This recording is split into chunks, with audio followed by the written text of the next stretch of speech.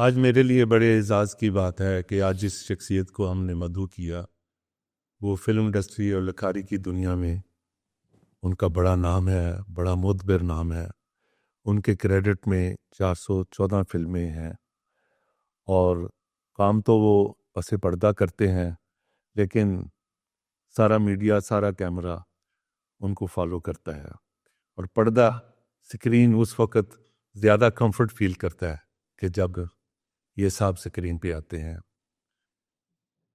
ان کی 414 فلموں میں اکثر فلمیں بہت ہٹ ہوئیں، لیکن وقت کی وجہ سے، کمی کی وجہ سے میں صرف 2 فلموں کا احاطہ کروں گا۔ وہ 2 فلمیں ایسی ہیں جنہوں نے فلم انڈسٹری کا رخ بدل دیا۔ نہ صرف انڈسٹری کا رخ بدلا، بلکہ لوگوں کے نصیب بدل گئے، لوگوں کے حالات بدل گئے، لوگوں کی تقدیریں بدل گئیں۔ اور اس 2 فلموں میں سے ایک فلم ایسی ہے، اور اس کا ایک جملہ جو بڑے بڑے ایوانوں میں، بڑی بڑی یونیورسٹیوں میں، محفلوں میں، لڑائی جھگڑوں میں، نجی لوگوں کے پنچایت میں وہ فقرہ اکثر دہرایا جاتا ہے اور اس کی بازگشت سنی جاتی ہے: مولے نو مولا نہ مارے تو مولا نہیں مارتا۔ جی، ون اینڈ اونلی ناصر ادیب صاحب، آپ نے بہت قیمتی وقت دیا اور ہم نے آپ کو یہاں لانے میں اپنا سارا وقت دیا۔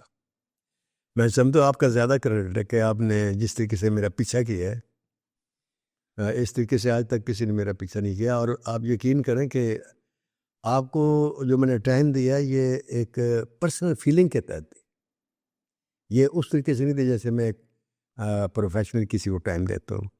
میں نے آپ کو، آپ کی گفتگو، آپ کے میسیج، تو انہوں نے مجھے اتنا موٹیویٹ کیا اور مجبور کر دیا کہ میں خود آپ سے رابطہ کروں اور آپ سے کہوں کہ میرا انٹرویو کر لیں، اور ایسا ہی ہوا۔ بہت شکریہ سر۔ اس پیشتر اس کے کہ ہم اپنے پوڈ کاسٹ کی طرف جائیں، آپ کا ایک بہت نامور سرد دوست دھرمیندر صاحب، ان کا ریسنٹلی انتقال ہوا ہے 2-3 دن پہلے۔ صرف 1-2 منٹ کے لیے جسٹ فار ٹربیوٹ ٹو ہم فرام یور وائس۔ صاحب جی، میں اس آدمی، وہ میرا عاشق تھا، آرٹسٹ کے نہیں، اس نے 4 دفعہ میری فلم بنائی، لیجنڈ آف مولا جٹ، یہ مولا جٹ جو پہلی تھی، چاروں میں ہیرو وہ تھا۔ اس میں ایک پنجابی بھی اس نے بنائی، چاروں ڈیڈ فلاپ ہوئی، تو پریشان ہو گیا۔ پھر اس نے مجھے بلایا 88 میں، تو وہاں بلایا تو بہت پیار سے ملا، بہت عزت دی، بہت پروٹوکول دیا، میری سوچ سے زیادہ۔ اور اس کا پروٹوکول دیکھ کر مجھے وہ خان صاحب کی ایک بات یاد آئی۔ بڑے خان صاحب وہ نا انڈیا جاتے تھے پروگرام کرنے، تو اخبار نویسوں نے ایک دن گھیر لیا واگا بارڈر پر کہ خان صاحب تمہیں کی پیسے کا لالچ پی گیا ہے کہ تسی ہر مہینے ادھر نس جاندے ہو تو پھر آندے ہو، تسی پاکستان دی امانت ہو، کیا وجہ ہے؟ تو ان کا ایک جملہ ہے بڑا تاریخی، انہوں نے کہا پتر میں پیسے دے لالچ نہیں جانا، میں بارڈر پار جانا وا تو میں اوتار ہونا وا، میں بارڈر تو اس پار آنا وا تو میں کنجر ہونا۔ تہاڈی خیر ہو جائے۔ تہاڈا والدین نے پورا نام کی رکھیا؟ ماں ساری زندگی مجھے محمد خان کہہ کے بلاتی رہی، باپ ساری زندگی محمد نواز کہہ کے پکارتا رہا، ٹھیک ہے، لیکن دنیا مجھے ناصر الدین کے نام سے جانتی۔ تو یہ ناصر کس طرح یہ ہوا؟ ناصر ادیب جو ہے، یہ میں آپ کو بتاتا ہوں، اس کا قصہ یہ ہے کہ مجھے مشہور ہونے کا شوق تھا بچپن سے۔ ٹھیک ہے، تو اس کے لیے میں نے ناول لکھنے شروع کیا۔ پہلا ناول میں نے اس وقت لکھا جب میں 9th کلاس میں تھا، ٹھیک ہے، اس کا نام تھا قبرستان کی دیوی، جاسوسی ناول تھا، کراچی کے جاسوسی ڈائجسٹ والے نا، ہاں ہاں، پبلیکیشن جاسوس، ٹھیک انہوں نے ہے۔ چھاپا تھا۔ تو وہ بس چھپ گیا اور لوگوں نے پڑھ لیا، دوستوں کو مفت دے دیا۔ پھر جب میں 12ویں کلاس میں گیا تو میں نے ایک نیا تاریخی ناول لکھا اورنگزیب عالمگیر کی لائف پر، اس کا نام رکھا دوحد کا پھول۔ ٹھیک ہے، دوحد وہ علاقہ جہاں ان کی سفر کے دوران پیدائش ہوئی تھی۔ ٹھیک ہے، لیکن اس کا بھی مجھے ایسا کوئی رسپانس نہ ملا جس سے میں کہوں کہ میں بس جن دوستوں نے پڑھا یار بڑا اچھا ناول ہے یہ ہے۔ اس دوران میرے جو بڑے بھائی تھے، ہمارا مرشد خانہ بھیرا میں ہے، قادری خاندان کے سید عبدالقادر جیلانی کی لڑی سے ہمارا ساری فیملی ان کی مرید ہے، سوائے میرے اور میرے بڑے بھائی کے جو میرے سے بڑے تھے۔ ٹھیک ہے، وہ ایک دن مجھے لے کہتے چلو یار ہم اپنے مرشد کے، میں ہم نے مرشد کے پاس چلنا ہے تو تم میرے ساتھ چلو۔ وہ وہاں سے نا اعلیٰ گاؤں میں رہتے تھے، منڈی بہاؤالدین اور ملک وال کے درمیان ایک چھوٹا سا ریلوے اسٹیشن ہے. تو میں اس لیے چلا گیا کہ ریلوے سفر کرنے کا، میں ٹرین میں جانے کا موقع ملے گا. وہ میرا ایک کرچ تھا. ہم ٹرین میں بیٹھ گئے، اعلیٰ اترے، کافی پیدل چلے، کو 2 میل کا سفر تھا، 1.5 میل کا. گرمیوں کے دن آگے پتہ چلا 4تھی منزل پر ایک چبارہ تھا چھوٹا سا، وہاں رہتے تھے ہم. وہ کچی سیڑھیاں چڑھتے ہوئے 4تھی منزل پر پہنچے. ایک آدمی لیٹا ہوا تھا، میرے بھائی جی، ان کا نام محمد سرور تھا. وہ انٹر ہوئے، انہوں نے السلام علیکم کہا، انہوں نے چادر اٹھائی تو جمشید صاحب مجھے سکتہ ہو گیا ان کی شکل دیکھ کے. مجھے یاد آیا کہ شدید سردیوں میں جو پہلی سردیاں گزری تھی اس میں یہ شخص میرے ساتھ رضائی میں لیٹا ہوا تھا. ٹھیک ہے. مجھے سینے سے لگا کے. تو جب وہ بھائی سرور نے مسافہ کر کے ایک طرف ہو تو میں نے ہاتھ آگے بڑھائے تو انہوں نے مجھے دیکھا اور میرا ہاتھ پکڑ لیا اور کچھ پڑھنا شروع کر دیا. ٹھیک ہے. میرے سے کہنے لگے جو میں پڑھ رہا ہوں تم پڑھتا ہوں جب میرے ساتھ ہے. میں نے پڑھنا شروع کیا. اس کے بعد انہوں نے پڑھائی ختم کی تو انہوں نے کہا تمہیں مبارک ہو، میں نے تمہیں اپنا مرید کر لیا. ٹھیک ہے. مرید ہونے کے بعد میں سے کہنے لگے کیا کرتے ہو؟ تو میں نے کہا جی میں پڑھتا ہوں ویسے تو، لیکن مجھے مشہور ہونے کے شوق ہے، میں مشہور نہیں ہوتا، میں کیا کروں؟ تو کہنے لگے تمہارا نام کیا ہے؟ میں نے کہا میرا نام محمد نواز. کہتا اپنا نام بدل لو. میں نے کہا یہ آپ بتا دیں. ٹھیک ہے. تو ان کے ہاتھ میں اخبار تھا جو ہم ہی لے کر گئے تھے. ٹھیک ہے. مشرق اخبار. ٹھیک ہے. اس کے پہلے پیج سے صدر ناصر کی تصویر چھپ، جمال ناصر، جمال ایجپٹ کا صدر. یوں دونوں ہاتھ کھڑے گئے اور نیچے لکھا تھا اس شکست کا ذمہ دار میں ہوں. میں ہوں. اور مستعفی ہو گئے تھے. تو انہوں نے وہ دیکھ کہتے تم اپنا نام ناصر رکھ لو. ناصر رکھ لو. میں نے کہا یہ ٹھیک ہے، لیکن ناصر اکیلا اچھا نہیں لگتا، اگر کہیں تو میں ساتھ کچھ لگا لوں.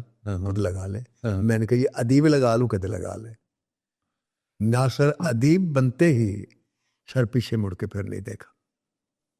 اچھا، اصل میں میرا کویسچن بھی یہی تھا کہ آپ نے خود سے ادیب کا لفظ لکھا. جی ہاں. نارملی جتنے بھی بڑے بڑے لوگ ہیں خود سے وہ اس طرح نہیں لکھتے. جی ہاں. تو آپ کو پتا تھا کہ کل آنے والا جو ہے؟ نہیں، کوئی پتہ نہیں تھا. میری شروع سے عادت تھی کہ میں بولتا بھی ردم میں ہوں. آپ دیکھتے میرے اللہ نے یہ مجھے روانی دی، یہ گاڈ بلیسنگ ہے. یہ میری کوئی میں سوچ کے نہیں کرتا. آمد بھی ہوتی ہے، روانی بھی رہتی ہے. تو وہ ادیب جو تھا میں نے صرف ردم کے لیے لکھا تھا، ناصر ادیب. رائٹر کے طور پر آپ کے ذہن میں نہیں تھا؟ رائٹر کے طور پر نہیں لکھا. نہ اس وقت میں کبھی سوچا تھا کہ میں فلمی رائٹر بنوں گا یا کوئی بڑا رائٹر بن جاؤں گا. ایسی کوئی بات نہیں تھی. کیونکہ میں نے آپ کے کافی انٹرویو دیکھے ہیں نا، تو اس میں میرا خیال ہے کسی نے شاید یہ جاننے کی کوشش نہیں کی کہ یہ خود سے ادیب کیوں. ہاں، وہ نام تو پوچھتے کہ ناصر ادیب کیسے ہوا، لیکن یہ سوال نہیں کرتے کہ ادیب کیوں لگایا.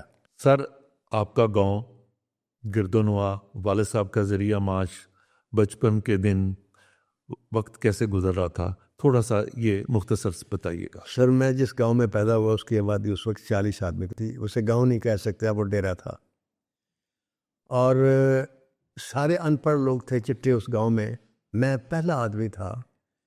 میرے بھائی بھی ان پڑھ تھے، والدہ بھی، والد صاحب بھی اور بہنیں بھی. میں پہلا بچہ تھا جو اسکول میں داخل ہوا، اور وہ میں اپنی ماں کی محبت کی وجہ سے گیا. وہ مجھے محمد خان کہتی تھی، میں ان کا محمد خان تھا. تو وہ جو بچپن کا زمانہ نا سر، اس میں آج بھی اسے مس کرتا ہوں. اور میں سمجھتا ہوں کہ میری اصل زندگی کی اتنی ہی ہے جتنی میں نے گاؤں میں گزاری. وہ بھینسیں کھلیوں پر بندھی ہوئی، ان کے آگے چارہ ڈالنا، ان کے گوبر کے ڈھیر، اور ان کی ماں وغیرہ نے اور میری بہنوں نے تھاپیاں تھاپ کے دیواروں پر لگانی. ایک طرف گھوڑا بندھا ہوا ہے، ایک طرف کھوتا بندھا ہوا ہے. پھر وہ بھینسوں کو رات کو سردی میں، وہ اسے ہم کڑ کہتے تھے، ایک کمرے میں بڑی لمبی سی کمرہ ہوتا تھا، اس میں داخل کرنا، پھر صبح نکالنا، پھر بھینسوں کو چگانے کے لیے جانا، پھر جناب گندم کاٹنا، پھر گندم پر پھڑے. آپ نے کبھی نہیں سنے ہوں گے پھڑے. نہیں، میرا بھی گاؤں سے تعلق ہے، اسی گاؤں سے، سرگودا سے. وہ پھڑے سر میں آپ بائے نے مطلب اس دھپ دے وچ، پھر اس ماں نے گرمی دے وچ ڈولا مٹی دا، اس دے اتنے گلا پانی رکھ کے تے لین تو گڑ دا شربت ہوندا سی، او پیانا.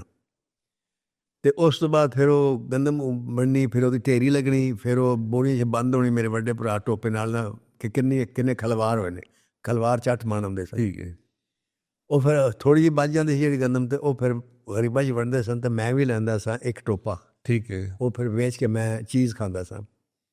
پھر دھڑ بڑھانا. تو وہ جو زمانہ وہاں میں نے جب بچپن میں آنکھ کھلی 2 سال کا تھا میں اس وقت، تو میں نے جو سب سے پہلا منظر مجھے یاد ہے جو میں نے دیکھا نا، وہ لڑائی دیکھی میں نے. ٹھیک ہے. ایک آدمی تھا جو ہمارا دوست تھا لیکن وہ دشمن کے علاقے میں رہتا تھا، وہ اس کے پیچھے لگے، وہ بھاگتے ہوئے ہمارے حویلی میں آ گیا.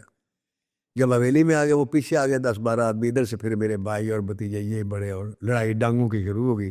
میں کھڑا ہوا دیکھ رہا تھا. وہ ختم ہے میری بہنوں نے کی، وہ اس لیے کہ میری بہنیں اوپر چڑھ گئی. جب وہ آدمی گر پڑا اور میرا بھائی بھی گر پڑا نا ڈانگوں سے ایک، تو وہ گئیں اور انہوں نے اوپر سے اینٹیں رکھی ہوئی تھی چھت پر، ٹھیک ہے. تو وہ انہوں نے ماری ان کو، پھر 2 آدمیوں کو لے کے باقی سارے بھاگ گئے. یہ منظر میں نے دیکھا. تو یہ لڑائی اور یہ ایکشن اور یہ دشمنی اور دشمن کیسے بولتے ہیں، یہ اللہ نے کسی رائٹر کو اس لیے نہیں دیا کہ انہوں نے وہ ماحول نہیں دیکھا. وہ گاؤں جہاں شہر میں پیدا ہوئے، یہاں کی بدماشی انہوں نے دیکھی، یہاں کے حالات معاشرات سب کچھ دیکھا، لیکن وہ نہیں دیکھا کہ لڑائی کرنے والے مثلا ہماری جو دشمنی، جن سے قتلوں کی بھی دشمنی تھی، آمنے سامنے اگر آتے تھے نا تو مکالمے بازی. ایک سین کی میں آپ کو سناتا ہوں، اس میں یہ نہیں ہوتا تھا، گالی کوئی نہیں دیتا کبھی بھی زندگی میں. تو ایک آدمی تھا وہ کھنگورا مار کے ہاں اس طریقے سے کر کے گزرا ہمارے وٹ سے. ٹھیک ہے. تو میرے والد صاحب نے، اب میرا بھتیجا بیٹھا ہوا تھا، اسے کہا پھاڑ کے لے آؤ. وہ 2 آدمی گئے اس کو لے آئے پکڑ کے. تو میرے پیو نے پوچھا کی گل ہے تیرے ساگ چ یعنی گلے چ کوئی خرابی ہے؟ کہندا ہاں جی یہ جدوں دشمن ویکھدا ہے نا جی جی جی جی اے پھر اے جی میں کھنگورا ماردا. ٹھیک ہے. اے میرے گلے چوں انج نکلدا. ٹھیک ہے. میرے والد صاحب نے پتر کہ یار گلا ٹھیک کر دیو. ٹھیک ہے. انہوں نے جناب وہ گردن چ مکے مارنے شروع کیتے، مار مار کے بے ہوش کر دیتا. ٹھیک ہے. پھر پانی دا چھٹا ماریا نو پانی پیا، ہوش آئی. تے وہ نام محمد یار سی. کہندا محمد یار تیرا ہن گلا ٹھیک ہو گیا؟ کہندا چودھری صاحب تو ٹھیک کر دیتا ہے، ہن میں گھر جا کے دا علاج سوچے گا میں علاج کی کرنا. تے علاج میں کراں گا. ٹھیک ہے. اے کہہ کے وہ چلا گیا. چلا گیا. ਇਹ ਸੀ ਸਟਾਈਲ ਦੁਸ਼ਮਣੀ ਦਾ, ਇਹ ਵੀ ਮੈਂ ਵੇਖਿਆ. ਠੀਕ ਹੈ ਸਰ. ਤੁਸੀਂ ਘਰ ਨਹੀਂ ਸੋ ਔਰ ਗਾਉਂ ਦੇ ਚੌਧਰੀ ਨਾਲ ਤੁਹਾਡੇ ਵਾਲਦ ਸਾਹਿਬ ਦਾ ਕੋਈ ਝਗੜਾ ਹੋ ਗਿਆ ਸੀ, ਉਹ ਫਿਰ ਤੁਹਾਨੂੰ ਕਿਸੇ ਨੇ ਇਤਲਾਹ ਦਿੱਤੀ, ਉਹ ਕੀ ਮੰਜ਼ਰ ਸੀ? ਸਰ ਉਹ ਗਾਉਂ ਦਾ ਚੌਧਰੀ ਨਹੀਂ ਸੀ, ਉਹ ਮੇਰਾ ਚਾਚਾ ਸੀ, ਸੱਕਾ ਚਾਚਾ ਸੀ. ਸੱਕਾ ਚਾਚਾ. ਠੀਕ ਹੈ ਜੀ. ਤੇ ਤੁਹਾਨੂੰ ਪਤਾ ਹੈ ਚਾਚੇ ਦੇ ਪੁੱਤਰ ਇੱਕ ਦੂਜੇ ਦੇ ਵੈਰੀ ਹੁੰਦੇ ਨੇ, ਬੜੀ ਖਾਨਦਾਨੀ ਗੱਲ ਹੈ. ਤੇ ਸਾਡੀ ਦੁਸ਼ਮਣੀ ਚੱਲ ਰਹੀ ਸੀ, ਤੇ ਉਹ ਮੈਂ ਉੱਥੇ ਹੀ ਸਾਂ, ਕੋਈ ਇੱਧਰ ਉੱਧਰ ਨਹੀਂ ਸਾਂ. ਮੈਂ ਬੈਠਾ ਸਾਂ ਆਪਣਾ, ਮੇਰਾ ਪਿਓ ਸੀ ਉਹ ਧਰੇਕ ਦੇ ਥੱਲੇ ਬੈਠਾ ਸੀ, ਉੱਥੇ ਬੰਦੇ ਆਉਂਦੇ ਸਨ ਸੁਲਾਹ ਸਫਾਈ ਕਰਾਉਣੀ ਜੇ ਉਹ.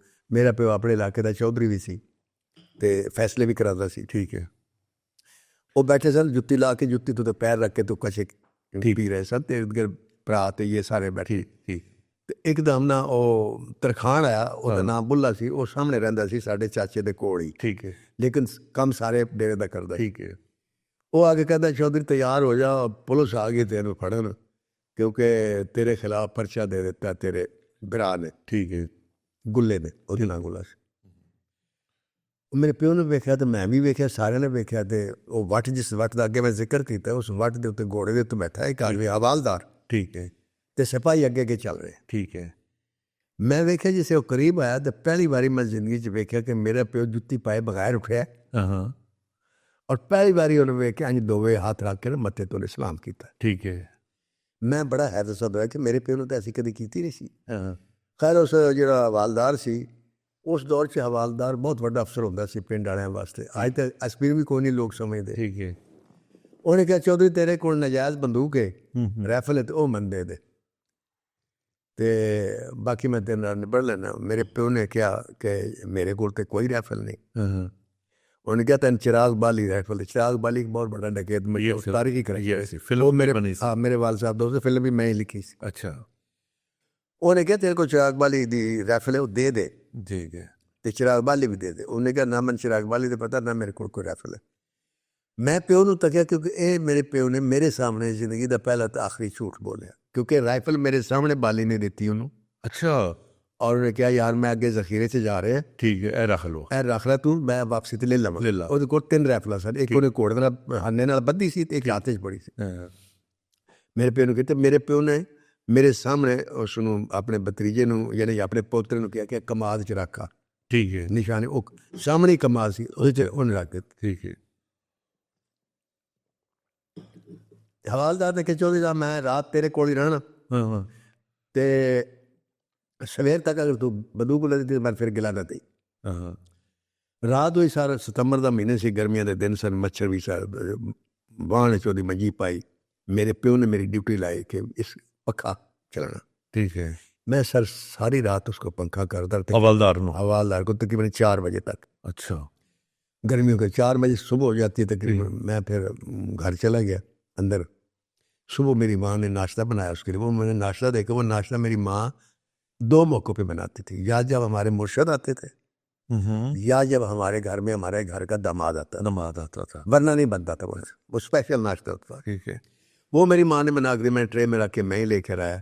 اس وقت میری عمر ہوگی 7 یا 8 سال. ٹھیک ہے. میں نے اس کے سامنے رکھا. اس نے ناشتہ کیا. ناشتہ کرنے کے بعد میں نے کہا پانی لے جا. ٹھیک ہے. باپ میرے پاس بیٹھا ہوا. ٹھیک ہے. میں برتن لے کے سر چل پڑا. تو میں تقریباً 100 قدم گیا ہوں گا تو ایک دم میرے کانوں میں آواز آئی میرے باپ کی، ہائے میں مر گیا. اور جب میں ٹرن لے کے دیکھا تو وہ میرے باپ کے بال اس نے ہاتھ میں پکڑے ہوئے تھے، اور وہ اسے ہم کھیڑی کہتے ہیں. وہ چپل وہ کھیڑی ہوئی. ٹھیک ہے. ٹھیک ہے. وہ کھیڑی میرے پیو کی کمر چ مار رہے تھے. میرا پیو ہاتھ جوڑ کے کہہ رہا سی کہ راجا صاحب، وہ راجا سی نہ تو میں نہیں پتا راجا کہہ رہے کہ راجا صاحب میرے کو بندوق نہیں. خیر اینی جیسے گل وہ مسلسل مار رہے تھے. میری ماں کان دتو مینوں نا چھوٹی جو ہے میں نے بعد کہندی پتر نس کے نادر شاہ نوں بلا کے لیا. نادر شاہ ایک بدماش سی سر. اچھا. بڑا مشہور. تے نال دے پنڈ رہندا سی. ਉਹਦਾ ਨਾਂ ਪਿੰਡ ਦਾ ਨਾਂ ਸੀ ਰੱਤੋ ਕਾਲਾ. ਉੱਥੋਂ 1 ਮੀਲ ਦੂਰ ਹੈ ਉਹ ਸਾਡੇ ਡੇਰੇ ਤੋਂ. ٹھیک ہے. ٹھیک ہے. ਮੈਂ ਜਦ ਸ਼ੇਰ ਸਾਹਿਬ ਦੌੜਨਾ ਸ਼ੁਰੂ ਕੀਤਾ ਤਾਂ ਤੁਹਾਨੂੰ ਯਕੀਨ ਨਹੀਂ ਆਏਗਾ, ਮੈਂ ਉਹ 1 ਮੀਲ ਦਾ ਸਫ਼ਰ ਇੱਕੋ ਰਫ਼ਤਾਰ ਨਾਲ ਮਤਲਬ ਤੈਅ ਕੀਤਾ. ਮੈਨੂੰ ਪਿਓ ਨਾਲ ਬਹੁਤ ਪਿਆਰ ਸੀ. تیزی نال گئے نا. ਬਹੁਤ ਤੇਜ਼. ہاں. ਮੇਰੀ ਰਫ਼ਤਾਰ 'ਚ ਕਮੀ ਨਹੀਂ ਹੈ. ਉੱਥੇ ਮੈਂ ਨਾਦਰ ਸ਼ਾਹ ਬੈਠਾ, ਬੰਦੇ ਨੇ ਇਰਦ ਗਿਰਦ. ਮੈਂ ਕਿਹਾ ਸ਼ਾਹ ਜੀ ਮੇਰੀ ਮਾਂ ਨੇ ਤੁਹਾਨੂੰ ਬੁਲਾਇਆ, ਪੁਲਿਸ ਮੇਰੇ ਪਿਓ ਨੂੰ ਮਾਰ ਰਹੀ ਹੈ. ٹھیک ہے. ਤੇ ਤੁਸੀਂ ਕਿਹਾ ਤੂੰ ਚੱਲ ਮੈਂ ਆ ਰਿਹਾ. ہاں. ਮੈਂ ਉਸੇ ਰਫ਼ਤਾਰ ਨਾਲ ਵਾਪਸ ਆਇਆ. ہاں. ਤੇ ਵਾਪਸ ਆਇਆ ਤਾਂ ਮੈਂ ਵੇਖਿਆ ਪਿਓ ਮੇਰੇ ਦੇ ਉਹਦੀ ਪੱਗ ਦੇ ਨਾਲ ਉਹਨੇ ਦੋਵੇਂ ਹੱਥ ਬੱਧੇ ਨੇ. ہاں. ਘੋੜੇ ਤੇ ਬੈਠਾ ਹੈ ਤੇ ਮੇਰਾ ਪਿਓ ਨਾਲ ਚੱਲ ਰਿਹਾ ਹੈ ٹھیک ਤੇ ہے. ਪਿੱਛੇ ਹਵਾਲਦਾਰ ਹੈ. ٹھیک ہے. ਮੈਂ ਆਪਣੀ ਮਾਂ ਦੇ ਸੇ ਮੈਂ ਕਿਹਾ ਮਾਂ ਉਹਨੇ ਮੈਨੂੰ ਕਿਹਾ ਕਿ ਤੁਸੀਂ ਚਲੋ ਮੈਂ ਆਉਣਾ. ਕਹਿੰਦੀ ਅੱਛਾ ਪੁੱਤਰ ਤੂੰ ਵੀ ਕੱਪੜੇ ਬਦਲ ਲੈ ਤੇ ਮੈਂ ਵੀ ਚਲਦੀ. ٹھیک ہے. ਅਸੀਂ ਸਾਰੇ ਉੱਥੇ ਚਲਦੇ ਗਏ ਫੁੱਲਰਨ. ਉੱਥੋਂ 1 ਮੀਲ ਦਾ ਸਫ਼ਰ ਫੁੱਲਰਵਨ ਸੀ ٹھیک ہے. ਜਿੱਥੇ ਚੌਕੀ ਸੀ. ٹھیک ہے. ਉੱਥੇ ਜਿਸੇ ਐਂਟਰ ਹੋਏ ਤਾਂ ਉੱਥੇ ਮੈਂ ਵੇਖਿਆ منظر جسے میں تو میری ماں انٹر ہوئی کہ جو نادر شاہ سے بدماش. ہاں. وہ تو گھوڑے تے آنے سے سارے تو پہلے وہ کرسی تے بیٹھا سی جیڑی کرسی حوالدار دی سی. ٹھیک ہے. سامنے میز سی. ٹھیک ہے. حوالدار نال منجی تے بیٹھا سی. ٹھیک ہے. سپاہی پیچھے کھڑوتا سی. 2 ہی بس بندے سے پوری چوکے. ٹھیک. پیو میرا جڑا سی وہ زمین تے بیٹھا سی. ٹھیک ہے. جمشید صاحب اے منظر اس ویلے میرے ذہن آ کے ایک خیال آیا. میں کہ یار میرا پیو منصف تے چودھری تے شریف آدمی زمین تے بیٹھا ہے تے جنہوں لوگ بدماش کہندے نے وہ اتنے بیٹھا ہے. وہ قانون دی کرسی تے بیٹھا ہے. اے جڑا سوچ سی نا اور یہ جڑا حادثہ تھی ان نے میرے اندر ناصر ادیب پیدا کیا. ادیب پیدا کر دیتا. اور میں پھر کنے سالاں بعد لیجنڈ آف مولا جٹ چو جملہ لکھیا ہے کہ پتر اسی اس دور جی رہے ہیں جتھے شریف آدمی عزت نال جیل نہیں ہر ویلے وہ موڈے نال ایک بدماش ہونا چاہیے کہ شریف آدمی نے جان بچائی ایک بدماش کے ذریعے. یہ وہ واقعہ جن نے مینوں زندگی بھر اج بھی میں یاد کردا تو مینوں بڑی تکلیف ہوندی. کیوں کہ ساری دنیا اپنی ماں نال بہت پیار کردی, باپ نال گھٹ کردی. میں تھوڑا جہا ریورس ہاں.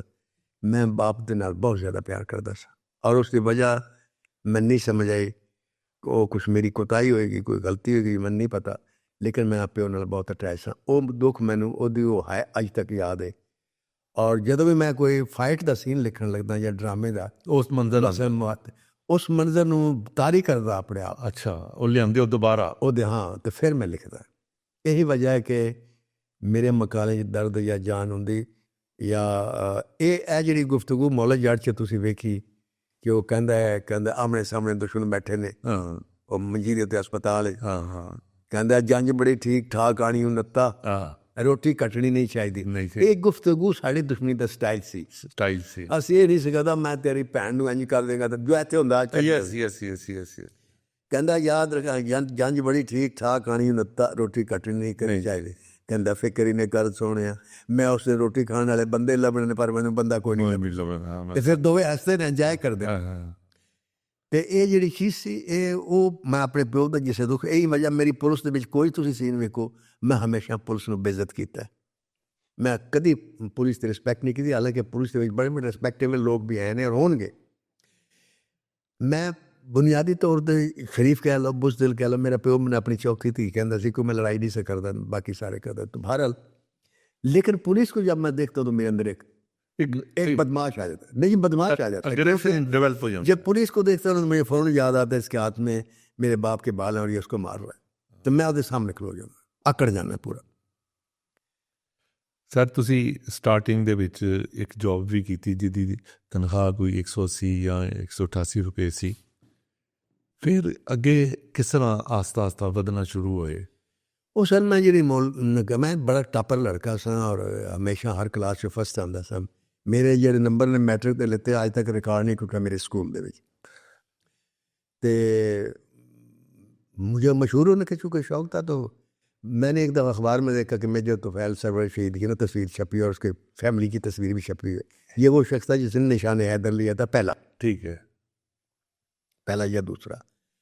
تو وہ میں پڑھ کے دیکھ رہا تھا، تو میں نے اپنے چاچا تھا وہ پڑھ رہا تھا، میں کہ چاچا انہیں کی کیتا ہے؟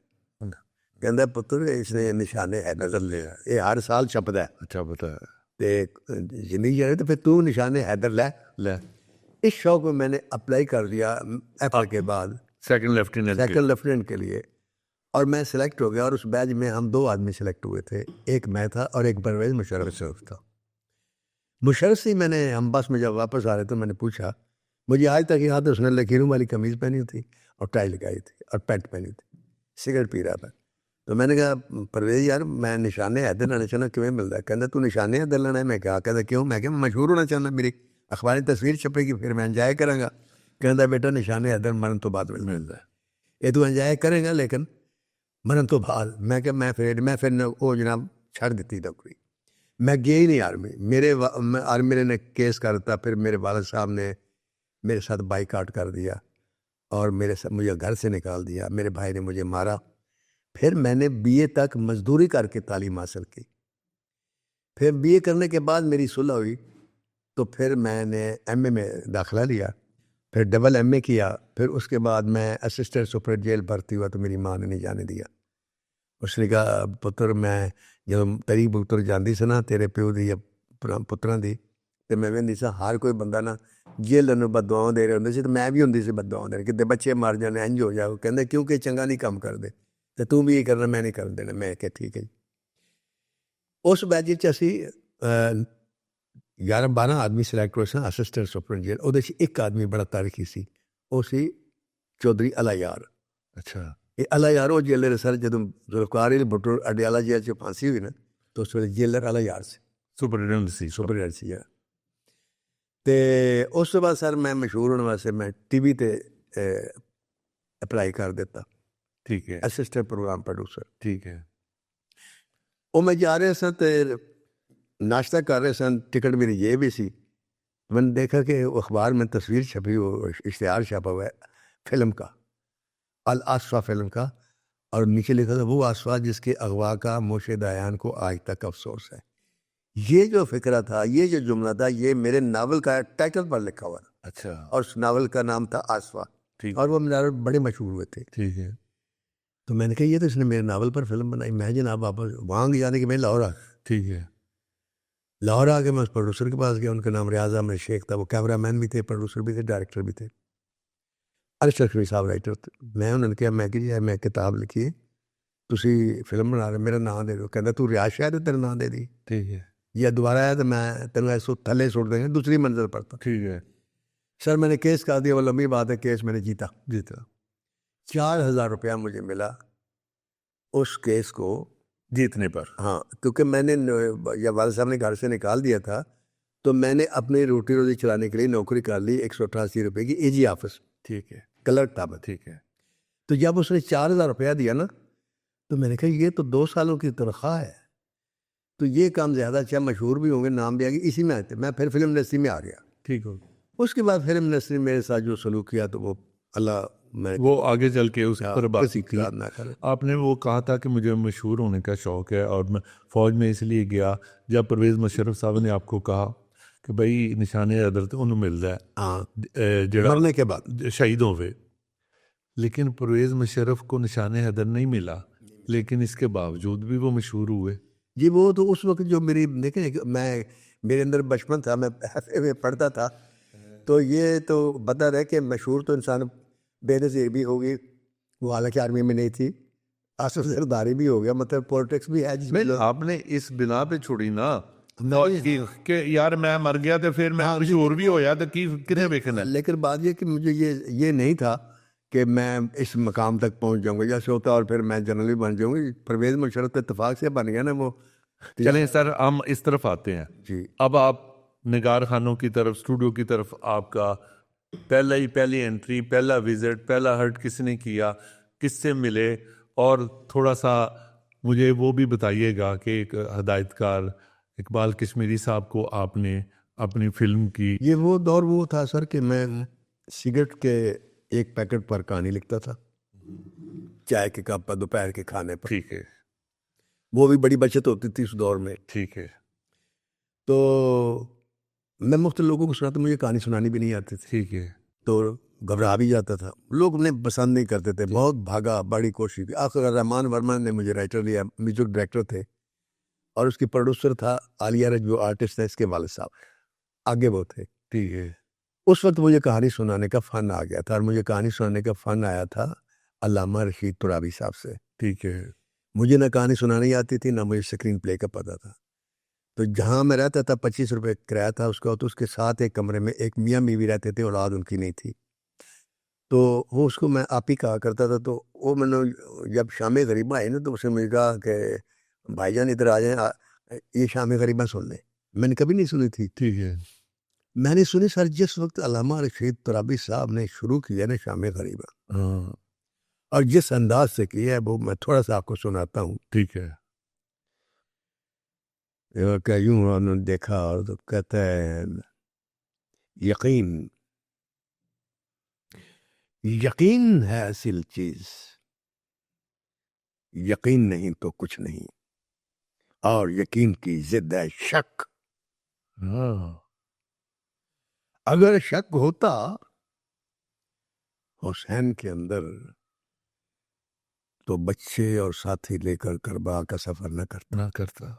یقین تھا اسے، میں جس راہ سے برچا رہا ہوں یہ بالکل صحیح ہے. ہاں اور اس یقین کے تحت آگے پھر لمبی کہانی ہے، میں آپ کو آخر میں سناتا ہوں. اوکے انہوں نے جو پھر نقشہ کھینچا کہ جس طریقے سے اب اکبر قتل ہوئے، یہ پورا منظر پورا منظر کشی، اور پھر آخر میں کہتے ہیں اور آخر میں صرف حسین رہ گئے.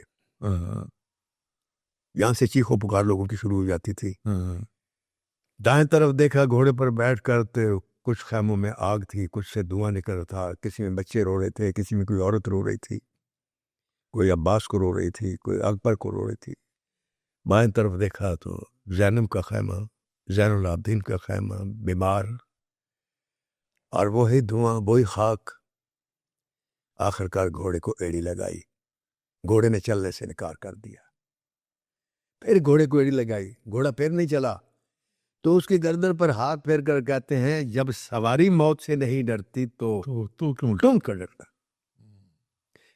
گھوڑے نے پیچھے مڑ کر دیکھا. جب گھوڑے نے پیچھے مڑ کر دیکھا تو حسین نے بھی پیچھے مڑ کر دیکھا. اب دیکھیں یہ کیمرے کی موومنٹ ہے. ہاں حسین نے بھی پیچھے مڑ کر دیکھا تو کیا دیکھتے ہیں کہ گھوڑے کے سموں کے ساتھ پچھلی ٹانگ کے ساتھ سکینہ چمٹی ہوئی ہے.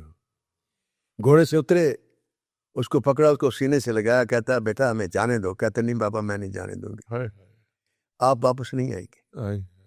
کہتا ہے میں آؤں گا. تو روتی ہے، کہتی عباس چچا بھی یہی کہہ کر گئے تھے میں آؤں گا. وہ نہیں آئے، اکبر بھی نہیں آئے، آپ بھی نہیں آئیں گے. کہتے ہیں بیٹا لیکن جانا ہے، یہ اللہ کا فیصلہ ہے، تم ماں کس سے پوچھو. ان کو واپس بھیجا، گھوڑے پر بیٹھے اور گھوڑے کو ایڑی لگائی. اور پھر حسین تھے اور یزیدی لوگ تھے، اور پھر نیزے تھے اور تلواریں تھی اور ڈھال تھے اور تیر تھے، اور ایک حسین 4000 آدمیوں کے ساتھ کتنی ہی دیر تک لڑتا رہا. اس لڑائی کو روکا اللہ اکبر کی آواز نے. جب اذان ہوئی تو آپ نے سر سجدے میں رکھ دیا. سجدے میں رکھ دیا تو شمر نے کاٹ دیا. اب یہ دیکھے تو یہ پورا سکرین پلے، پوری کہانی ہے، پورا منظرنامہ، یہ میں نے ان سے سیکھا تھا. اب کہانی سنانے کی باری اقبال کشمیری صاحب ڈائریکٹر انہوں نے لیے تھے، اللہ ان کو غریق رحمت کرے اور اللہ ان کو کروٹ کروٹ جنت دے. میں انہوں نے جو میرے ساتھ سلوک کیا ان کو معاف کر چکا ہوں. تو ان کو کہانی سنانی شروع کی میں نے. یہ ویسی جٹ کی تھی؟ وحشی جٹ کی کہانی. جب میں وہاں آیا نا کہ اس کے باپ کو قتل کر کے تو ارد گرد گھوڑے دوڑا رہے ہیں, ریڑے دوڑا رہے ہیں, تو کہنے بلا اپنے دیور نے بڑا مان کر دو. کہنی مولیا ویریے نے ات شکریہ کدوں آویں گا, تو کٹ میں جاتے وہ میلے میں. ٹھیک ہے. اپنے بھائیوں کے ساتھ ڈانگ کا مقابلہ کر رہے ہیں. ٹھیک ہے. انٹر کٹنگ میں افضال احمد دوڑتا ہو جا رہا ہے, مولیا مولیا مولیا, تو کہنا مولیا ملکہ نے تیرے پیو نو قتل کر دیتا ہی. تو میں نے کہا وہاں میوزک بند ہو جاتا ہے, وہ کہتا ہے قتل تے ہون گے روشنا, تے او بھی ہون گے جنہیں جم کے ساڈا دشمن بننا. وہاں سے آتا ہے اور پھر فائٹ ہوتی ہے, اس کے بیٹے کو مرڈر کرتا ہے اور ہواری بھی کافی قتل کرتا ہے, پولیس آتی ہے پکڑ لیتی ہے. میں نے کہا جی اس کے بعد, میں نے کہا نا اس کے بعد, تو کہتا ہے گل سن. میں کہا جی. کہندا میں جتھے سی پنجابی فلم ختم کر دیں اوتھوں تو شروع کی تھی تے کمال کی تھی یہ تے وائنڈ اپ فلم دا. میں نے کہانی دا سٹارٹ سنا, میں کہنا جی کہانی دا سٹارٹ ہے ہی ہے. اور کہندا میری گل سن, لوکی ویکھ رہے نے, ایک بڑا خوبصورت منظر تو بدا ہے. آئے ویلن نے انہوں دا پیو ماریا, لاش رکھی ریڑے تے ہلایا, ادھر آیا, دی انٹروڈکشن بڑی خوبصورت ہے, اگوں نے فائٹ کی, انہیں دا پتر مارتا, بندے مار, پیر برابر ہو گئے. اگے انٹرسٹ کی ہے. میں کہ سر تسی اگے سنو گے تو تمہیں میں دساں گا نا. وہ کہتا ہے میں اگے سنا کہ میں پاگل ہوں, میں نہیں فلمیں بنائی, میرا اقبال کشمیری ہے, میں نٹ رنگ کا. ختم ہو گئی کہانی. میں کہ سر جی تسی اگے تک سنو تسی. با اے کہنا سی تے اس نے جناب اللہ انہوں کری کہ رحمت کرے ایک غلیظ زبان استعمال کی تھی میرے بارے, اور کہتا ہے کنے کہہ دیتا تو رائٹر ہے, چل باہر نکل میرے کمرے سے. میں باہر نکل آیا. میں ہوں ایون اسٹوڈ دے کوریڈور چلا جا رہا, میں نہیں پتا کی ہو رہا میرے نال. ایک دم میری ٹکر ہوئی ایک آدمی, جدوں میں اترن لگا نا, وہ گیٹ پتہ نہیں اسی ویکھیا کہ نہیں, وہ کالے رنگ دا گیٹ تے برامدے وچ پیر اتنے رکھنا پیندا. ٹھیک ہے. کسی آدمی نے پیر اتنے رکھا, میں نے ادھر ٹکر ہو گئی, میری نظر تھلے سی. میں ہی کر کے ویکھا تو محمد علی صاحب صلی اللہ علیہ وسلم ویکھے رحمت کرے, تے پیچھے زیبا بھابی اور پیچھے ایک اور شخص جنے اینک لائی سی. ٹھیک ہے. میں نے ویکھ کے کہنا کیا ہوا, میں رو کیوں رہے ہو. اس ویلے میں نے پتہ لگا کہ میں رو رہے ہیں. اچھا. اب جب انہوں نے اتنے پیار سے پوچھا تو میں تاڑا مار کے رونا شروع ہو گیا. ٹھیک ہے. انہوں نے مجھے سینے سے لگایا, تو خیر وہ پکڑ کے مجھے اندر لے آیا اپنے کمرے, ساتھ ہی ان کا دفتر تھا, کمرے کے سامنے یہ سین ہو رہا تھا. مجھے پانی پلایا, کہتا ہے چائے پئیں گے. میں کہا جی. سگریٹ پیتے ہو؟ میں نے کہا جی. کون سی؟ میں نے کہا فلاں. اچھا. تو نوکر کہتے ہیں ان کے لیے سگریٹ کا پیکٹ بھی لے اور چائے بھی لے آؤ. وہ جو لڑکا سامنے بیٹھا تھا اس نے پوچھا کی ہویا کسی. میں نے ان کو ساری داستان سنائی. جب سنائی نا تو محمد علی صاحب کہنے لگے, ان کا جملہ مجھے یاد ہے کہ وہ سور ایسے ہی کرتا ہے, کوئی بات نہیں. تو وہ جو سامنے بندہ بیٹھ سی نا اینک والا, وہ مجھے کہتا ہے یار میں نے بھی تو سنا. وہ استاد ہے ایویں نہیں, اس نے تن کوئی نہ کوئی تو گل ہوئی گئی, تے تو رو رہے تے مطلب تیرے کول بھی کوئی گل ہے سی, گل ہے تے تو سنا. میں کہ جی شرط ہے کہ تسی وچ بولو گے نہیں جب تک کہ میں چپ نہ کر. کہندا جی ٹھیک. سر میں کہانی سنانی شروع کی تھی, چاہ بھی آ گئی, لوگ چاہ پینا بھی بھول گئے, سگریٹ پینا بھی بھول گئے. میں انٹرول جسے لایا تو اٹھے حسن عسکری صاحب, سگریٹ بجایا نا. اچھا حسن عسکری صاحب موجود سن؟ اے حسن عسکری صاحب جڑے نہیں وہی سن رہے سن, اینے کوئی منڈا. اچھا تسی انہاں دا نام نہیں نہ لیا؟ میں والے دا نام نہیں لیا. ہاں میں جان کے نہیں لیا. اچھا. وہ سر نے اینک بجائی تو انہیں ایک جملہ بولیا بڑا تاریخی. محمد علی صاحب نے کہنے لگا جی میں نے تو نہیں پتا کہ رائٹر کدوں بنے گا. جس دن رائٹر بن گیا سارے رائٹر گھر ٹر جان گے. میں میرے واسطے بڑی وڈی اپریسیشن سی. تو مینوں کہندا یار میرے کو اس ویلے ایکو فلم ہے, تو جے مینوں کوئی فلم دوجی ملی نا میرا رائٹر تو ہوے گا, میرے تیرے نال وعدہ, اور یہی فلم بناواں گا. میں کہا جی ٹھیک. وہ پھر لمبی کہانی ہے سر. وہ مطلب پھر اللہ نے فلم دی, پھر وحشی جٹ بنی, پھر وحشی جٹ لگی, اس نے پوری ٹریڈ کو الٹا کے رکھ دیا. وہ فارمر جو فلم انڈسٹری تھا وہ میں نے بالکل تبدیل کر دیا. اس وقت جو فلمیں بنتی تھیں اس میں ایک کہانی شروع ہوتی تھی, اس کے بعد کہانی فیڈ آؤٹ کر کے کامیڈی کا ایک جوڑا آتا تھا, نواز رنگیلا, وہ ان ہوتے تھے. ایک ریل ان کی چلتی تھی, پھر وہ فیڈ آؤٹ, پھر کہانی ادھر سے شروع کی کامیڈی. اور ولن بڑا کمزور تھا ہر فلم کا. مجھے یاد ہے میں ہنستا ہوتا تھا. میرے روحانی مرشد کی وہ فلم تھی جن کا نام حزین قادری ہے, ان کو میں پاکستان فلم انڈسٹری کے شیکسپیئر مانتا ہوں. تو وہ لیکن وہ دور ہوگا, وہ ان کا ولن تھا مظہر شاہ. ਕਹਿੰਦਾ ਮੈਂ ਅੱਡੀ ਮਾਰ ਕੇ ਧਰਤੀ ਹਿਲਾ ਦੇਣ ਵਾਲਾ ਜਵਾਨ ਹੈ, ਤੇ ਨਾਲ ਇੱਕ ਸੁਣ ਸੁਧੀਰ ਸਾਹਿਬ ਦਾ ਤੇ ਮਾਰਨਾ ਸ਼ੁਰੂ ਕਰ ਦਿੱਤਾ। ਤੇ ਹੀਰੋ ਨੇ ਆ ਕੇ ਸੁਣਾ ਬਸ ਬਸ ਇਹਦੇ ਲਈ ਇੰਨਾ ਹੀ ਕਾਫੀ ਹੈ। پھر اٹھے کپڑے چاڑیں تو پھر وہی بولا میں اڈی مار کر دھرتی ہلا دے والا جوان۔ میں نے چونکہ اسلامی اسکول میں تعلیم حاصل کی تھی جمشید صاحب، اور میں نے کلام پاک بھی پڑھا تھا اور تفسیر بھی پڑھی تھی، کچھ غور و خوض بھی کیا جو اللہ نے حکم بھی دیا ہے کہ غور و خوض کرو ہر بات میں۔ تو غور و خوض کرنے کے بعد میں اس نتیجے پر پہنچا کہ اللہ تعالیٰ نے جو کہانی بنائی ہے اس میں مختلف ہیرو ہیں، 1,24,000 پیغمبر ہیرو ہیں، اولیاء ہیرو ہیں، اور جو نیک لوگ ہیں وہ بھی ہیرو ہیں، پھر ویلن بھی ہیں، نمرود بھی ہے، اور فرعون بھی ہے، اور یہ وہ، لیکن اس نے اپنے لیے جو ویلن رکھا وہ سب سے طاقتور رکھا۔ اتنا طاقتور ویلن کہ جس کے پاس اتنی پاور ہے کہ سب سے بڑی پاور تو یہ دے دی کہ جو چیز جنت ہے اس کے حوالے کر دی۔ جنت کی سب سے خوبصورت تخلیق جو اللہ تعالیٰ نے بعد میں پیدا کی ماں یوا کو، اور وہ بھی اس کے قبضے میں کر دی، اس کی ادائیں بھی اس کو دے دی، دولت اس کو دے دی، عزت اس کو دے دی، شہرت اس کو دے دی، ساری طاقت شیطان کے پاس۔ یس اب اس طاقت کے اب انسان کا امتحان کیا ہے؟ اب وہ منظر دیکھیں کہ سارے فرشتے موجود ہیں، حد نگاہ تک فرشتے ہیں چاروں طرف، ایک آدم کا بت کھڑا ہوا ہے، حضرت آدم علیہ السلام کھڑے ہوئے سامنے، سارے فرشتے سامنے، اللہ کی ذات موجود ہے عرش پر، اور اس نے کہا سب فرشتوں کو یہ میں نے پیدا کیا اس کو سجدہ کر، سب سجدے میں گر گئے، ایک آدمی کھڑا ہو گیا۔ اب یہ فلم کا منظر دیکھیں نا کہ سارے ارب خرب فرشتے سجدے میں ہیں، وہ ایک آدمی سامنے کھڑا ہوا ہے، میں نہیں کرتا کیونکہ یہ مٹی سے بنا ہے۔ وہ خاموش کھڑا ہوا تھا، اور اللہ تعالیٰ نے اس کو پوچھا آپ بھائی تجھے کس چیز نے روکا؟ اس نے کہا میں اس سے بہتر ہوں، اسے تو نے مٹی سے پیدا کیا جو میرے قدموں میں ہے، میں آگ سے پیدا ہوں۔ اوہو، اللہ تعالیٰ نے کہا کہ جا پھر آج سے تو مردود ہے، لعنت پڑے قیامت تک تیرے اوپر۔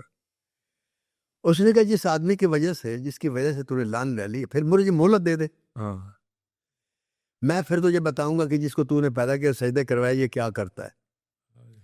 اللہ تعالیٰ نے کہا جا تجھے مہلت بھی دی، پھر اختیار بھی دیے، طاقت بھی دی، سب کچھ دے دیا۔ اب یہاں دونوں کا، اللہ کا اور شیطان کا جو سین ہے وہی انسان کا امتحان ہے، اور وہی انسانیت وہاں سے شروع ہوتی ہے کہ اللہ نے ایک دعویٰ، شیطان نے دعویٰ کیا کہ میں اس تیرے بندے کو بہکاؤں گا، لالچ دوں گا، گمراہ کروں گا، یہ کان چیرے گا جانوروں کے، یہ بھٹکے گا، یہ فساد برے گا، خون ریزی کرے گا، ڈاکے ڈالے گا، چوری کرے گا، زنا کرے گا، بدماشی کرے گا، سارے عیب گنوائے، اور اس کو تو سجدہ کروا رہا ہے۔ تو اللہ نے بھی دعویٰ کیا، اللہ نے کہا جو میرے بندے ہوں گے وہ نہیں کریں گے، وہ تیرے بہکاوے میں نہیں آئیں گے، وہ یہ کام نہیں کریں گے جو تو بتا رہا ہے۔ اب یہ اللہ تعالیٰ کا ایک اعتماد اور بھرم تھا انسان پر، جو انسان اس بھرم کو توڑتا ہے جمشید صاحب، آپ خود سوچے کہ اللہ تعالیٰ کے دل پر کیا گزرتی ہوگی جب وہ برائی کرتا ہے، جب وہ برے کام کرتا ہے، شیطانی حرکات کرتا ہے۔ شیطان کتنا خوش ہو کے مسکراتا ہوگا اللہ کے سامنے، اور اللہ تعالیٰ اس انسان کو کیسے دیکھ رہا ہوتا ہے۔ پھر ایک اور مہلت دی، ایک اضافی، کہ یہ زمین و آسمان سے زیادہ بھی گناہ کر کے جب میرے سامنے توبہ کرے گا میں سارے گناہ نہ صرف بخشوں گا بلکہ نیکیوں میں بدل دوں گا۔ یہ رعایت بھی دی انسان کو، اور پھر بھی آپ ایسا دیکھتے ہیں کہ یہ ایسے انسان ہوتے ہیں جو مرتے دم تک توبہ نہیں کرتے، ان کو توفیق نہیں ملتی۔ تو یہ جو ولن کی طاقت تھی، یہ میں نے وحشی جٹ میں اپنے ولن کو انٹچیبل رکھا، اور وہ ولن مولا جٹ میں 10 گنا بڑا ہو کر آیا، اور لیجنڈ اینڈ مولا جٹ میں 20 گنا بڑا ہو کر آیا۔ اور آپ دیکھیں کہ میری فلموں کی کامیابی کی جو اصل وجہ ہے وہ صرف یہ ہے کہ میں فلم ولن کے لیے لکھتا ہوں، پہلے میں ولن کو سوچتا ہوں، ہیرو کا بعد میں سوچتا ہوں۔ کسی فلم میں آپ اٹھا کے ساری فلمیں میرے رائٹروں کی دیکھ رہے، آپ کو اتنا طاقتور ولن کہیں نہیں ملے گا۔ پھر اس میری چیز کو انڈیا میں کاپی کیا گیا، وہاں انہوں نے ولن کو طاقت دی۔ آج جو انڈیا کا سٹائل چل رہا ہے، وہ جو سلطان نہیں کرتا تھا وہی سلمان خان کر رہا ہے، وہی شاہ رخ خان کر رہا ہے، وہی عامر خان کر رہا ہے۔ سر آپ کی زندگی میں ایک ٹرننگ پوائنٹ آیا، اور آپ گھر میں، سردیوں کے دن تھے، آپ لحاف میں بیٹھے ہوئے تھے، اور ادھر سے جی وہ اس نے وہ ٹرننگ پوائنٹ. میرا سوال پورا کر لیں. جی اور اس نے وہ اقبال کشمیری صاحب نے آپ کا دل بھی توڑا ہوا تھا, جی ہرٹ کیا ہوا تھا, تو اس دوران ایک کتے کے بچے کی رونے کی آواز آئی. جی بالکل. وہاں سے پھر آگے آپ بتائیں. جی وہ ایسا ہے کہ اقبال کشمیری صاحب نے جب مجھے مایوس کیا تو حسن عسکری صاحب نے مجھے امید دلائی کہ میں تمہیں رائٹر لوں گا اور یہی فلم بناؤں گا. ٹھیک ہے. وہ اس وقت فلم بنا رہے تھے غیرت دا نشان. ٹھیک ہے. میں نے 1.5 سال ان کے ساتھ وقت گزارا وہاں غیرت دا نشان اے ایم اسٹوڈیو میں. ٹھیک ہے.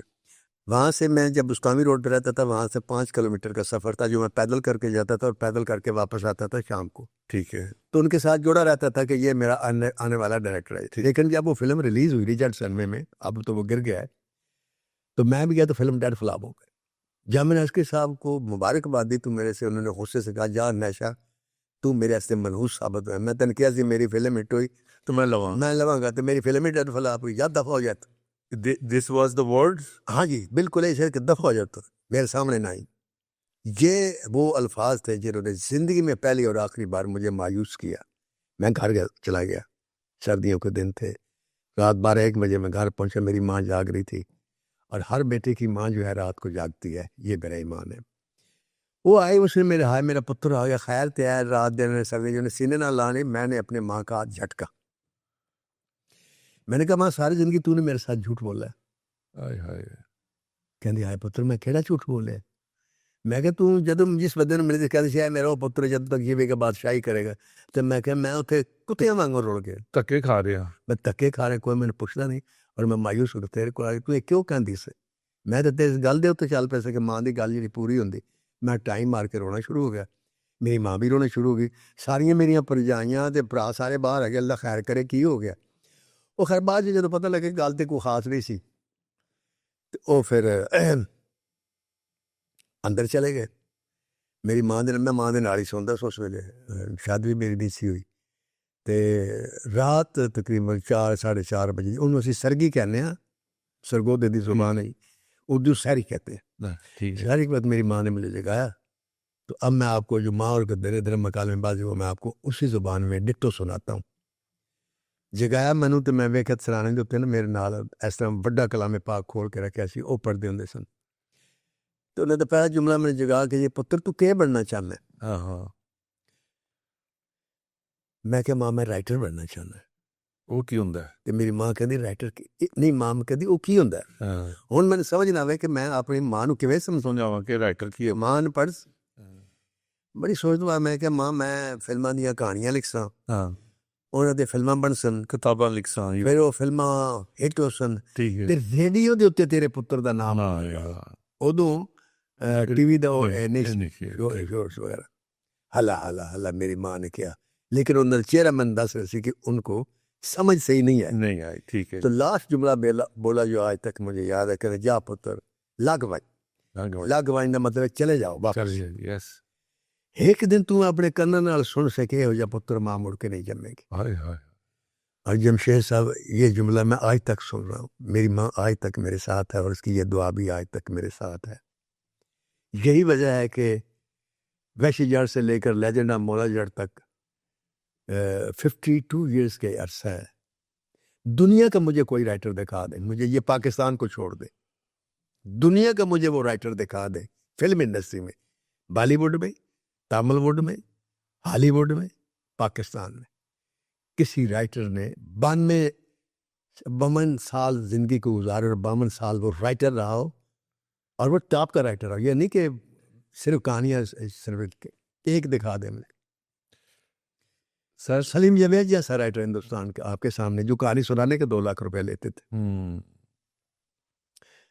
75 میں انہوں نے نہیں 75 نہیں, ان کا سفر شروع ہوتا ہے تقریباً 73 سے اور 81 میں ختم ہو جاتا. 8 سال بعد سلیم جاوید نہیں رہتے. آج بھی زندہ ہیں دونوں. کوئی فلم نہ سلیم لکھ رہا نہ جاوید لکھ رہا. سر میں جب اسٹوڈنٹ تھا تو لندن ساؤتھ ہال میں نے ایک فلم سینما میں دیکھی, شولے. جی. لیکن ابھی تک میں کنفیوز ہوں اس فلم کا ہیرو دھرمیندر تھا یا امیتابھ بچن. یہ تھوڑا سا وضاحت کریں. صاحب جی اس فلم کا اصل ہیرو جو تھا نا وہ کہانی کے اعتبار سے وہ امیتابھ بچن تھے. اچھا دھرمیندر جو تھا ایک کمرشل ساتھ انہوں نے دوست کے حساب سے سینٹیمنٹس کرنے کے لیے رکھا تھا. اور یہ فلم بیسیکلی کاپی فلم تھی, اور یہ کاپی فلم رشین فلم تھی ٹاس.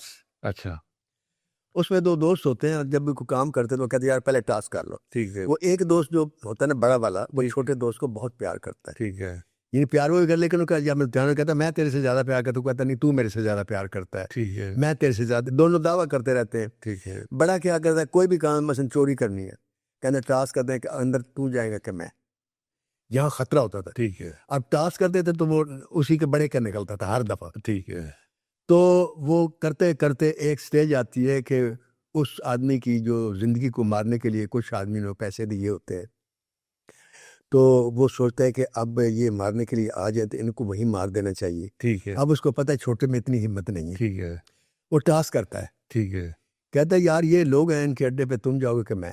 ٹھیک ہے ٹاس کرتے اس کے ٹاس نکل آتا ہے. ٹھیک ہے اب وہ چل پڑتا ہے. اب بعد میں وہ نا وہ سکہ وہاں چھوڑ جاتا ہے جلدی میں. جلدی میں تو اس بعد میں وہ دیکھتا ہے کہ یار یہ ہر دفعہ اس کا کیوں نکلتا ہے, میرا کیوں نہیں نکلتا. تو تو دیکھتا ہے کہ دونوں طرف وہی ہے. وہی ہے اوئے کھندا میرے یار نے واقعی میں نہ بہت. اب وہ بھاگتا ہے, بات ہے لیکن وہ اتنے دوران وہ سارے دشمنوں کو مار تو دیتے, لیکن خود بھی وہ مر جاتا ہے. تو وہاں وہ مانتا ہے کہ پیار تو واقعی میرے سے زیادہ کرتا تھا. بیسیکلی یہ وہ کہانی تھی. اس میں پھر انہوں نے کچھ انگلش فلم ہے اس کا بھی پورشن ڈالا جو ٹرین کا سیکوینس ہے. ٹھیک ہے ٹھیک ہے کیونکہ سلیم جاوید نے زندگی میں اپنے سے پاس سے کبھی کہانی نہیں لکھی, ان کی ساری کہانیاں یا ریمیک ہوتی تھی پہلی فلموں کی. جیسے انہوں نے فلم لکھی تھی یہ جو شولے, اس میں ایک پہلی فلم آئی تھی اس کا نام تھا میرا دیش میرا گاؤں. ٹھیک ہے وہ ٹاس کا وہاں سے لیا تھا, ٹھیک ہے اور باقی جو تھا وہ میرا دیش میرے گاؤں کی وہ بلیک اینڈ وائٹ فلم تھی. اگر نیٹ پہ ملے آپ دیکھیں آپ کو پتہ چل جائے کہ اس میں دھنو نام بھی ہیروئن کا دھنو ہی ہے. ٹھیک ہے تو اس میں بھی دھنو تھا. سر ایک ڈائریکٹر آپ جانتے ہیں جوید فاضل اس دنیا میں نہیں ہے, انہوں نے ایک فلم شروع کی تھی بلندی. تو انہوں نے شان کو ہیرو لیا تھا جسٹ بیکاز آف کہ وہ پیاز شاہد کا بیٹا تھا, نیلو بیگم کا بیٹا تھا, چلو وہ جسٹیفائی ہوتا ہے, ایک فلم انڈسٹری فیملی کا تھا. ریما کو اس سے پہلے اس نے کسی فلم میں کام نہیں کیا تھا, تو اس کو ان کی نظر یا انہوں نے کس بیس پہ ریما کو ایز اے ہیروئن لیا؟ بعد میں فلم بھی ہٹ ہو گئی. بات یہ ہے کہ جی ریما بیگم کو ہیروئن کے طور پر پاکستان فلم انڈسٹری کے لوگوں میں انٹروڈیوس کرانے کا سہرا جو ہے وہ یونس ملک صاحب کا اور میرا ہے. اچھا کیونکہ ہم آخری جنگ جب فلم بنا رہے تھے ہمیں 2 لڑکیاں چاہیے تھیں, تو ہم ہیروئن کی تلاش کے لیے نکلے تھے. ٹھیک ہے تو ریما سے بھی ملے اور نیلی سے بھی ملے. تو ریما کو کہاں گئے تھے تلاش میں؟ آپ کو پتہ اس دور میں تو فلم انڈسٹری کی لڑکیاں کہاں سے آتی تھی آپ کو بھی پتہ ہے؟ نہیں مجھے تو نہیں پتا. آپ اتنے بولے ہیں, معصوم ہیں. میرا اس سے تعلق نہیں ہے نا فلم انڈسٹری سے, آپ نام بتائیں نا. تعلق نہ بھی ہو, آپ کو پتہ رہنے ٹیڈر کو تو دنیا ساری جانتی ہے. اچھا چلو ٹھیک ہے, وہ بادشاہ مسجد کے پاس کی بات کر رہے ہیں. ہاں جی. ٹھیک ہے. تو ہم نے اس کو ریجیکٹ کیا تھا اور ہم نے نادرہ اور نیلی کا سلیکشن کیا تھا. اچھا ریما کو ریجیکٹ کر دیا. ریما کو سب سے پہلے میں نے ریجیکٹ کیا اور یونس ملک نے میری تائید کی, لیکن قدرت کو کچھ اور منظور تھا. ٹھیک ہے. وہ اب نام تو تھا نا, تو نادرہ نیلی کو باؤنڈ کر لیا تھا یونس ملک صاحب نے کہ میری فلموں کے علاوہ فلمیں نہیں کریں گے. 10 فلمیں سائن کی. ٹھیک ہو گیا. تو لوگوں کو نئی فلم کی ضرورت تھی. تو جب جاوید فاضل صاحب نے فلم شروع کی یہ شان کو لے کر, تو نیا ہیرو تھا, تو رومانٹک فلم میں نیا ہیرو نئی ہیروئن لوگ لیتے اکثر. ٹھیک ہے. تو نئی ہیروئن کی تلاش میں تھے, تو ان کو پتہ چلا یار ایک لڑکی انہوں نے ریجیکٹ کی تھی ریما نام کی, اس کی تعریف سنی ہے کہ وہ ڈانسر بہت اچھے. یہ گئے تو وہاں پھر انہوں نے اس کی سلیکشن کر لی اور وہ فلم بڑھیا سپر ہٹ ہو گئی. اس سے آگے تھوڑا سا چلتے ہیں. آپ نے ریما کے حوالے سے ایک اسٹیٹمنٹ دی تھی, ریمارکس دیے تھے, جس میں نے کوئی ریمارکس نہیں. پورا تو آپ نے اس ریمارکس پر معذرت کی تھی. ٹھیک ہے. تو یہ بتائیے گا وہ ریمارکس غلط تھے یا آپ کی معذرت غلط تھی؟ جی معذرت بھی صحیح تھی اور ریمارکس بھی بالکل صحیح تھے. کیونکہ بعض دفعہ وہ ایک ہے نا کہاوت ہے ایک عالم کی کہ وہ سچ جو بغیر پوچھے بتایا جائے فساد کی جڑ ہوتا ہے. ٹھیک ہے. میں نے سچ بولا. ٹھیک ہے. جب سچ بولا تو پھر میں نے معافی اس لیے مانگی, اس لیے نہیں مانگی کچھ لوگوں نے میرے خلاف بک کرنا شروع کر دی تھی, کیونکہ وہ میں جانتا ہوں کہ وہ چمچے ہوتے ہیں ہر آدمی کے. ٹھیک ہے. اور وہ اپنے یوٹیوب چینل کو بھی وہ آگے ریٹنگ بڑھانے کے لیے شروع ہو جاتے ہیں. میں نے معافی اس لیے مانگی تھی کہ ریما جو ہے ایک انتہائی خوشگوار زندگی گزار رہی ہے، اس کے بچے بھی ہیں، تو ہو سکتا ہے کہ اس کے بچے اس کے ماضی کو نہ جانتے ہوں، تو میں نے معافی مانگی کہ وہ ہرٹ ہوئی ہے۔ فلم انڈسٹری کا ایک بہت نامور ہیرو وحید مراد، میں نے سنا آپ کا انٹرویو میں کہ آپ مری میں بیٹھے ہوئے تھے، تو جوید فاضل، ندیم، آپ اور ایک صاحب اور آپ کسی کا نام وحید مراد صاحب، تو وہاں ایک لڑکیوں کی بس آتی ہے، تو وحید مراد صاحب سر یہ سمجھتے ہیں کہ یہ مجھ سے آٹوگراف لیں گے، وہ ان کو بائی پاس کر کے ندیم کے پاس چلے گئے، تو پھر اس پر آپ نے ایک فقرہ بولا تھا، وہ ذرا بتائیے۔ فکرہ تو مجھے یاد نہیں ہے سر، فقرہ میں بتا دیتا ہوں ہم بتا دیں۔ کہ وحید مراد کی اس دن موت ہو ہاں تھی۔ اہم بات یہ ہے کہ وحید مراد کے یہ موت اس دن اس لیے ہوئی تھی کہ میں نے وحید مراد کی زندگی کا وہ منظر دیکھا ہوا کہ جا رہا تھا لاہور کالج پہ، اشارہ ہوتا تھا، اب تو انڈر پاس بنی ٹھیک ہے، وہاں ٹھیک ہے۔ ایک طرف سے اشارہ ہوتا تھا، وہاں اشارے پہ وحید مراد صاحب کی گاڑی کھڑی ہوئی، تو ساتھ لیفٹ سائڈ پہ قطار بہت لیفٹ سائڈ پہ لاہور کالج، ٹھیک ہے، تو ساری لڑکیوں کو اس وقت چھٹی ہوئی تھی، ٹھیک ہے، تو وہ باہر کھڑی تھی بس کے انتظار میں، کوئی اپنی گاڑی کے یا انتظار میں یا رکشے میں، تو وحید مراد نظر آ گیا ان کو، ٹھیک ہے، تو لڑکی نے ایک نے آواز لگائی، نہیں دیکھو وہ وحید مراد، ہاں، ساری لڑکیاں بھاگی اور گاڑی کو گھیر لیا، ٹھیک ہے، اب گھیر لیا تو گاڑی کو کس کرنا شروع کیا، ٹھیک ہے، گاڑی نہیں چل سکی کیونکہ آگے بھی لڑکیاں، پیچھے بھی لڑکیاں، دائیں بھی لڑکیاں، بائیں بھی لڑکیاں، ٹھیک ہے، اور جب ہٹی پولیس نے ہٹایا ان کو، ہاں، تو اس کی گاڑی کی ڈکی اور دروازے اور بونٹ لال ہو چکے تھے، ٹھیک، سفید کلر کی گاڑی۔ ٹھیک ہو گیا، ٹھیک ہو گیا، جس شخص نے یہ منظر دیکھا ہو، ہاں، وہ منظر اس شخص نے ریورس منظر دیکھا، مری والا تو وہ پھر اس دن مر گیا، اس دن مر گیا۔ بس۔ سر آپ نے ایک دفعہ کا اور یہ میں آپ کو اس میں تھوڑی سی ترمیم بھی تھوڑی کر دوں کہ بے شک وہ اس دن مر گیا، لیکن اگر انسان کا اللہ پر، بات وہی ہے، میں علامہ رشید ترابی صاحب کی، یقین بڑی چیز ہے، آپ کو اگر اللہ پر یقین ہے نا، تو ذہن میں رکھے کہ فیصلہ آسمان پر ہوتا ہے، زمین پر صرف عمل ہوتا ہے، عمل ہوتا ہے۔ یہ اللہ فیصلے کرتے ہیں کہ اس کو میں نے عزت دینی ہے، اس کو میں نے نہیں دینی، یا اس کی کوئی غلطی ہماری ہوتی ہے۔ اللہ تعالیٰ نے کلام پاک میں جگہ جگہ کہا کہ اللہ تعالیٰ انسانوں پر کبھی ظلم نہیں کرتا، ٹھیک ہے، ظلم تو ظالم کرتا تو اللہ تعالیٰ کی ذات نعوذ باللہ ظالم نہیں ہے، وہ کہتے ہیں انسان خود اپنے اوپر ظلم کرتا ہے، ہم خود کوئی غلطی ایسی کرتے ہیں جس کی ہمیں سزا ملتی ہے۔ مثلا اللہ نے مجھے عزت دی ہے، ایک مقام دی ہے، میں اس عزت سے یا اس مقام سے، اس کرسی پر بیٹھ کر ناجائز استعمال کرتا ہوں اپنے نام کا، تو اللہ تعالیٰ نے مجھے عزت اس لیے نہیں دی کہ میں عزتوں سے کھیلنا شروع کر، ٹھیک ہے، ٹھیک ہے۔ اللہ نے مجھے اس لیے عزت دی ہے کہ میں جھک کر ہر ایک کی عزت کروں، تو کوئی ہم سے غلطی ہو جاتی ہے، اس کی سزا ملتی ہے، وہ برداشت کرنی چاہیے۔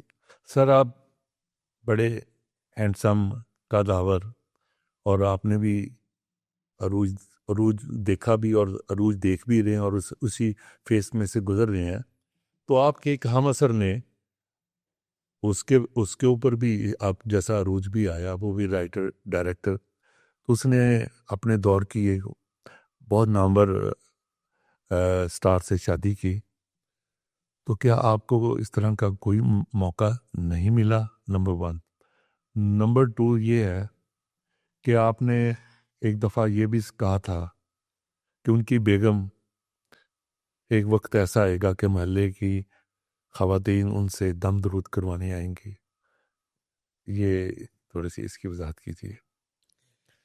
سر پہلی بات تو یہ ہے کہ جہاں تک آپ کی چانس کی بات ہے نا، آپ کے کہ آپ کو ایسا کچھ چانس ملا، ہاں،